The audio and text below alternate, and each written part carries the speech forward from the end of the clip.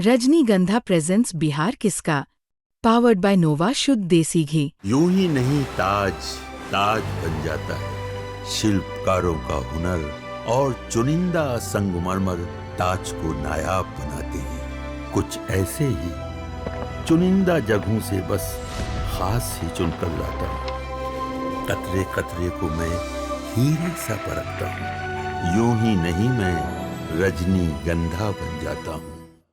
लौंडा नाच मैंने कभी किया नहीं है। ये जितने लोग भी हैं सब ये फर्जी बातें हैं। मैं सिंगर ही बनना चाहता। पापा को बनाने खाने में दिक्कत होता था। दिन में पापा चाना बेचते थे, रात को घाट की नौकरी करते थे। कई सारे स्टारों के घर पे मैं, क्योंकि स्टारडम के पास रहना हर आदमी चाहता है। उस समय हमारे पास कुछ नहीं था, तो कई लोगों के घर पे जाकर मैं झाड़ू पोछा भी करता था कि इनके साथ हूँ मैं। हर गरीब का अपमान तो होता ही है सर, मेरा नया थोड़ी हुआ है।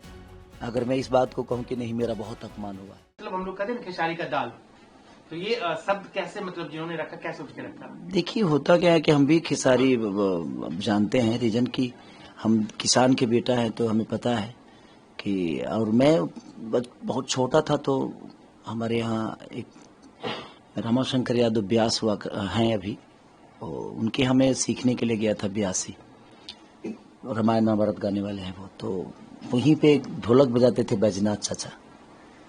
तो मैं बहुत तेज था, बचपन से ही बहुत तेज था झाल बजाने में, बोलने में। तब से उन्होंने मेरा कि खेसारी की तरह है, खेसारी खेसारी, तो तब से लोगों ने मेरा नाम खेसारी रख दिया। अच्छा, तो ये कोई बने आपके इंडस्ट्री ने नहीं दिया? हाँ, मेरे गायकी के ही, जैसे कि वेद गायक जो होते हैं ना, उनके वो ढोलक बजाते हैं। गम्हरिया के हैं, आपके पचरुखी के आसपास है गम्हरिया एक जगह, वहीं के हैं वो, और बहुत प्यारे हैं। और बिहार में समझिए कि उनके जैसे तबला मास्टर बहुत कम है, वो अद्भुत है, और उन्होंने ही मेरा नाम रखा था।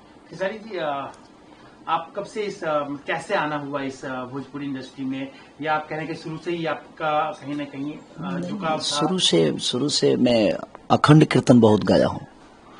हरे राम राम राम हरे हरे, हरे कृष्णा कृष्णा कृष्णा हरे हरे।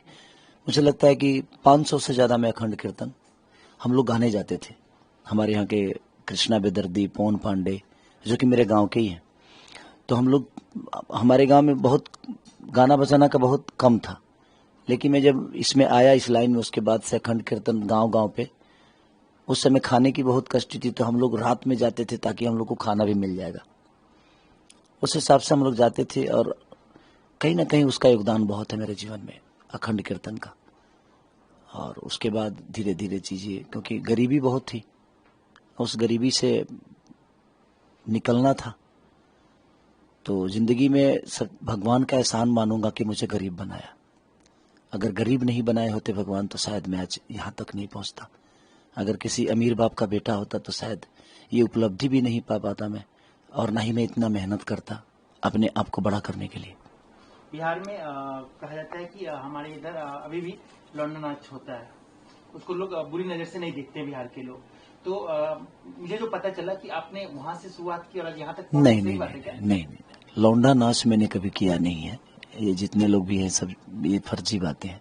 मैं सिंगर ही बनना चाहता था, और सिंगिंग में मैंने क्या किया, वेद जो व्यास होते हैं, जो वेद गाते हैं, जैसे रामाशंकर चचा से मैं जब दूर ज्यादा पड़ता था, तो मैं अपने गुरुजी कमलाकांत मिश्रा जी, जो कि ब्राह्मण कुल के हैं वो, और उनका बहुत योगदान रहा मेरे वहां से जब मैं हटा, तो उनका बहुत बड़ा योगदान रहा। और मेरे गांव के बगल के ही है, पकवाईनार बनपुरा एक जगह है, मेरे घर से 4 किलोमीटर है, बाबा महेंद्रनाथ के मंदिर से पहले। तो मैं वहां सीखने लगा, क्योंकि अब नजदीक था। तो मैं कमला बाबा के साथ करीब, मुझे वो लगता है कि 7 साल करीब रहा मैं। उसके बाद फिर धीरे धीरे चीजें, फिर उसके बाद गरीबी बहुत थी, पढ़ाई भी मेरी नहीं हो पा रही थी, रीजन कि मैं रात को सो करता था, दिन में स्कूल जाना, भैंस और गाय बहुत थी, उनका कुटी काटना, फिर दूध पहुंचाना, और गरीबी इतनी थी कि मुझे एडजस्ट करना पड़ता था हर चीज में, पढ़ाई में भी, अपने गायकी में भी, अपने घर का काम में भी। और मम्मी शुरू से, मुझे 6 साल या 7 साल का था मैं, तो मम्मी दिल्ली रहने लगी, क्योंकि पापा को बनाने खाने में दिक्कत होता था। दिन में पापा चाना बेचते थे, रात को घाट की नौकरी करते थे, तो पापा का भी नींद पूरा नहीं होता था, सिर्फ हम सातों भाइयों को पालने में। इसके वजह से हम सब भाई छोटे छोटे काम करते थे। बाकी मेरे बड़े जो भाई थे वो सिलाई मशीन चलाते थे, क्योंकि उस समय सिलाई मशीन, क्योंकि अब लोगों के प्रॉब्लम थी तो भाई कहीं कहीं कुछ ना कुछ तो करना ही है। तो मेरे 3 भाई तो सिलाई मशीन ही चलाते हैं, एक ओवरलॉकिंग करते हैं, जैसे डिजाइनिंग कपड़े पे जो डिजाइन होता है उस, जो मेरे से बड़े हैं, सबसे बड़े जो हैं वो सिलाई मशीन ही चलाते थे पहले। अब तो सबको अपना अपना, बड़े भाई साथ में रहते हैं, एक माजिल वाले भाई हैं वो अपना काम करते हैं।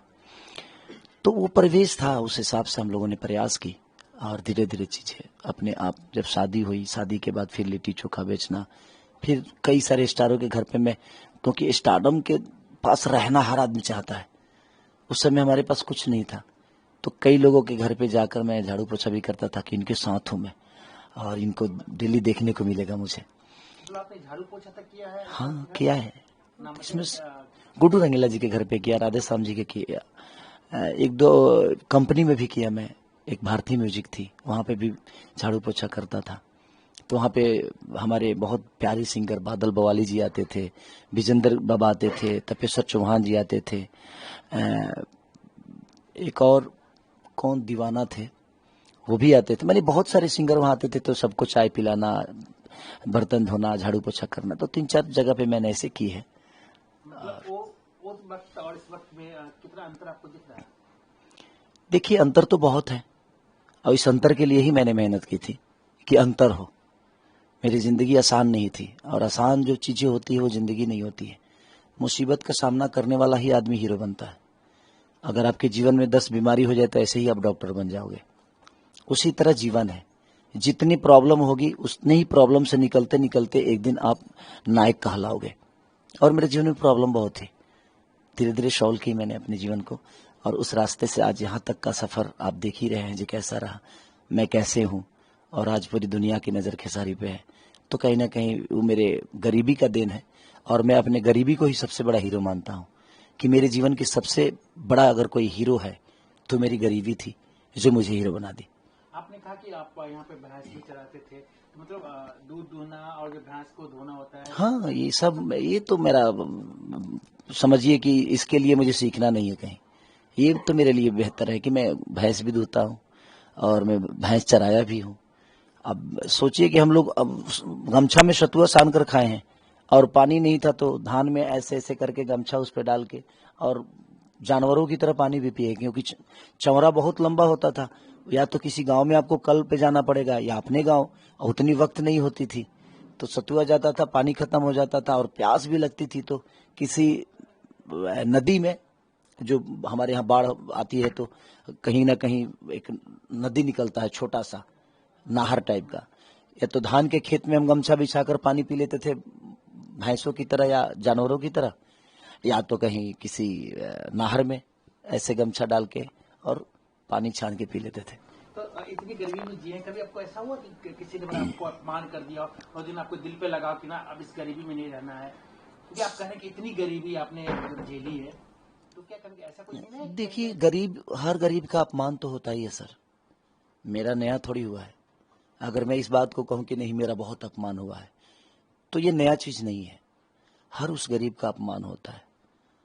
तो सही है, वो अपमानित तो होना सही बात है। रीजन कि अब जब अपमान कोई करता है ना, तो आपको ताकत देनी चाहिए, उससे हरास नहीं होनी चाहिए, आपको उसकी तरह बनना है।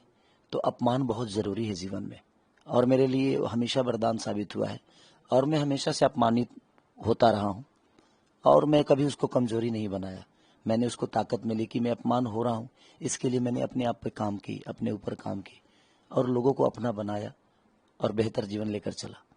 कैसे देख रहे हैं कि आपको, आप इतना मेहनत करके यहाँ तक आए हैं और आज आपको लोग नचनिया बोल रहे हैं, तो इसको आप कैसे देख रहे हैं? तो जो मेहनत किया नहीं है उसके लिए तो कोई शब्द मायने नहीं रखता है, जो मेहनत करता है उसके लिए हर उस शब्द का मायने होता है, हर उस इंसान के मायने होते हैं। कोई बात नहीं, कोई नचनिया बोलता है, वो भी बड़े बड़े भाई हैं और उनका सम्मान है, मिलेंगे तो हमेशा से उनको प्यार करूंगा मैं। मेरे लिए वो व्यक्ति विशेष कभी दुश्मन रहा नहीं, और ना ही व्यक्ति विशेष का मैं जवाब देता हूँ। मैं उनके विचारधारा के, उनके शब्दों को जवाब दे सकता हूँ, बट देखा जाए तो बड़े बड़े हैं मेरे से, उनको उतना हक है मुझे बोलने का। बट ठीक है, चुनाव जीतने के लिए किसी को अपमानित करना सही नहीं है और अपने शब्दों पे हमेशा इंसान को कंट्रोल करना ही चाहिए, चाहे वो मैं हूँ या कोई भी आदमी हो, क्योंकि समाज में आपको लोग मानते हैं और आपके शब्द सुनते हैं।